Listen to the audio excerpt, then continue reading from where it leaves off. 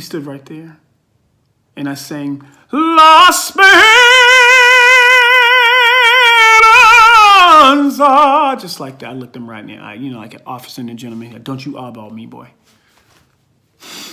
But I got the gig. My name is Vic Ryan Robertson, and this is my showbiz story. The thing is, I feel like everything is random. I don't feel like, I think there are no guarantees. You just go for it, and you keep going for it. I was singing in R&B and rock bands for years, Never thought about hitting the theatrical stage, and I happened to meet a teacher who took me under her wing and said, hey, you should sing opera. This whole thing we call art is an illusion, and it's crazy. I was like, opera? Opera? I kept my mind open. I meditated, and we started making progress. And a couple of months into it, the hit Broadway show Rent, biggest show on earth at the time, they were doing a nationwide audition to pick 5 new leads. A friend of mine said, yo, you should go ahead and do that. So I go to downtown, there's hundreds of people lined down the block. I was beyond intimidated. I was like, I'm not getting this. And they sent me to New York. They were like, yo, we really like you a lot. A few weeks, we're gonna call you back. You're either doing the Australian tour, you're doing on Broadway, you're doing the North American tour of Rent. To do Benny, the role of Benny. I go back, I'm full of myself. I'm like, oh snap. And I told my teacher, I was so excited. I was like, oh my God, this is phenomenal. And she goes, listen, if you take this gig, you will ruin your voice. You're not ready yet. But if you take that gig, you're gonna lose your voice.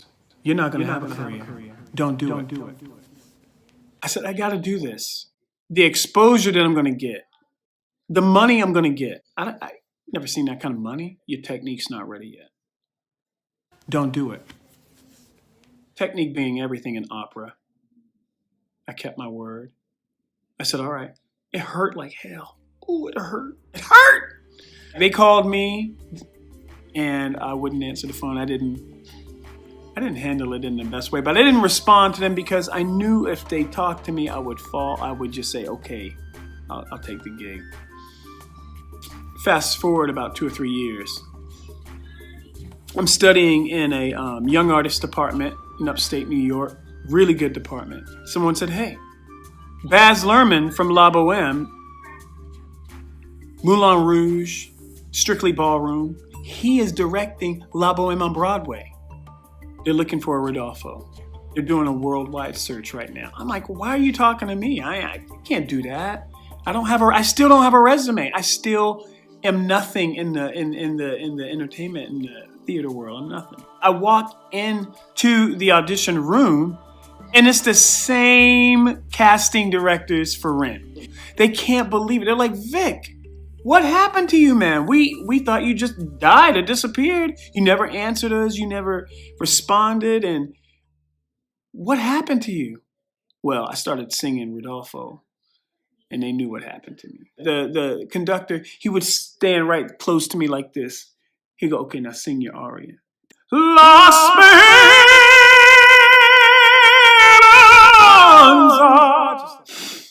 But I got the gig. Couldn't believe it.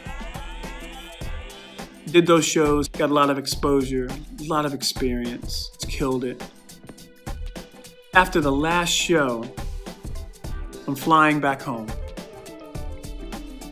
And I happen to be sitting right next to the tenor, Kenneth Gale. Tall, striking brother, big cowboy hat. I was like, he gotta be somebody special.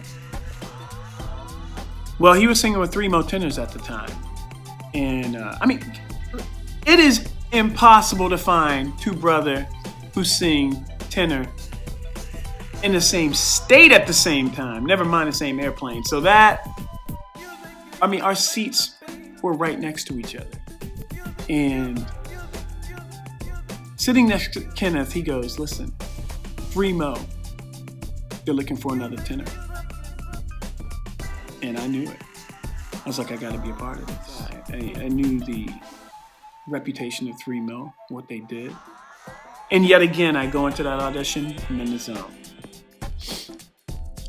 I'm in the zone because I meditate. get out of my own way. And life is hard enough, and it's been a trip.